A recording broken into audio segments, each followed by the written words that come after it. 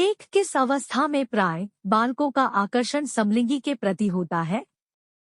ए. प्रौढ़ावस्था, B. बाल्यावस्था, सी. शैशवावस्था, D. किशोरावस्था। Answer C. 2। पियाजे के अनुसार 4 से 8 माह में निम्न में से कौन सा संज्ञानात्मक विकास होता है? ए. हाथ मुंह संबंधन, बी. टोंक हाथ संबंधन, सी. प्रतिवर्ती क्रिया, डी. बोलना शुरू करना। Answer B. 3। समावेशी शिक्षा से क्या तात्पर्य है?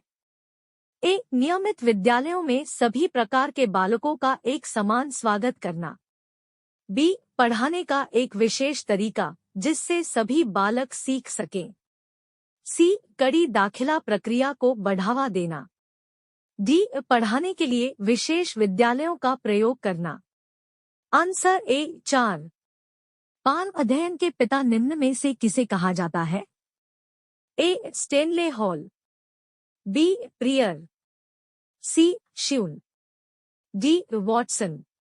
Answer A. 5। निम्न में से कौन पुनर्बलन का एक प्रकार नहीं है? ए. सकारात्मक शाब्दिक पुनर्बलन, बी. शारीरिक दंड, सी. नकारात्मक शाब्दिक पुनर्बलन, डी. उपरोक्त में से कोई नहीं। Answer D. 6। नवजात के स्वास्थ्य को जांच के लिए प्रयोग में ली जाने वाली मापन स्केल निम्न में से कौन सा है? A. TAT, B. APGAR scale, C. W.ISC scale, D. TTCT। Answer C. 7। इनमें से कौन सा कथन सतत व्यापक मूल्यांकन के लिए सही नहीं है? ए. यह एक विद्यालय आधारित मूल्यांकन है, बी. यह विद्यार्थियों में तनाव कम करता है, सी. इसमें नंबरों के स्थान पर ग्रेड का प्रयोग किया जाता है, डी. इससे टीचर्स पर बोझ बढ़ जाता है। Answer D. 8. शरीर के शीर्ष भाग से प्रारंभ होकर नीचे की दिशा में होने वाली शारीरिक वृद्धि को निम्न में से किस अनुक्रम से जाना जाता है? ए. सिर पदाभिमुख अनुक्रम, बी. केंद्र अपसारी अनुक्रम, सी. उच्चतम अनुक्रम, डी. न्यूनतम अनुक्रम। Answer A. 9। कल्पना विकास के निर्धारक तत्व क्या है? ए. भाषा, बी. कहानियां, सी. अभिनय या कार्य भूमिका, डी. उपर्युक्त सभी। Answer D. 10। पियाजे के सिद्धांत के अनुसार निम्न में से कौन सी अवस्था में बच्चों में उस चिंतन का विकास होना अनुक्रमणीयता होती है? ए. संवेदी प्रेरक, बी. प्राक संक्रियात्मक, सी. मूर्त संक्रियात्मक, डी. औपचारिक संक्रियात्मक।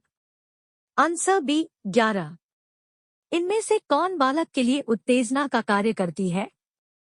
ए. प्रेम, बी. क्रोध, सी. चिंता, डी. जिज्ञासा। Answer D. 12। निर्जीव वस्तुओं का सजीव गुण देने वाली प्रकृति को पियाजे ने क्या नाम दिया है? ए. कल्पना, बी. केंद्रीकरण, सी. सजीव चिंतन, डी. वस्तु स्थैर्य। Answer C. 13। एक प्रभावी शिक्षक क्या कर सकता है? ए. कक्षा पर नियंत्रण, बी. कम समय में अधिक सूचना देना, सी. विद्यार्थियों को सीखने के लिए अभिप्रेरित करना, डी. दत्त कार्य को ध्यानपूर्वक जांचना। Answer C. 14। बालकों के सर्वतोन्मुखी विकास हेतु सर्वाधिक उचित विद्यालय निम्न में से कौन सा है? ए. खेल का मैदान, बी. समुदाय, सी. प्रकृति जगत, डी. प्रयोगशाला। Answer A. 15। समाजीकरण वह प्रक्रिया है जिसके द्वारा लोग अपनी संस्कृति के विश्वासों, अभिवृत्तियों, मूल्यों और प्रमाणों को ग्रहण करते हैं। यह कथन किसका है? A. PV Young, B. Stewart एवं Gillin, C. Green, D. James Drever. Answer B.